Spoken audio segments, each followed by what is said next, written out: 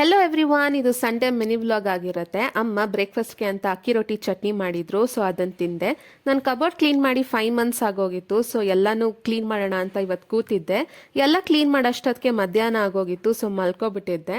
Surprisingly ಅಕ್ಕ ಮನೆಗೆ ಬಂದಿದ್ಲು, so ಸಂಜೆ ಆಗಿರೋದ್ರಿಂದ 3 ಜನಕ್ಕೂ ಟೀ ಮಾಡಿಕೊಟ್ಟೆ. ಆ್ಯಂಡ್ ಅಮ್ಮ ಬಾಳೆಕಾಯಿ ಬಜ್ಜಿ ಮಾಡಿದ್ರು, ಸೊ ಅದನ್ನು ತಿಂದ್ವಿ. ನಾನು ಬನಾನಾ ಶೇಕ್ ಕುಡಿದು ಎಷ್ಟೊಂದು ದಿವಸ ಆಗಿತ್ತು, ಸೊ ಕುಡಿಬೇಕಂತ ಇವತ್ತು ಆಸೆ ಆಗ್ತಿತ್ತು, ಹಾಗಾಗಿ ಬನಾನಾ ಶೇಕ್ ಮಾಡ್ಕೊಂಡು ಕುಡಿದೆ.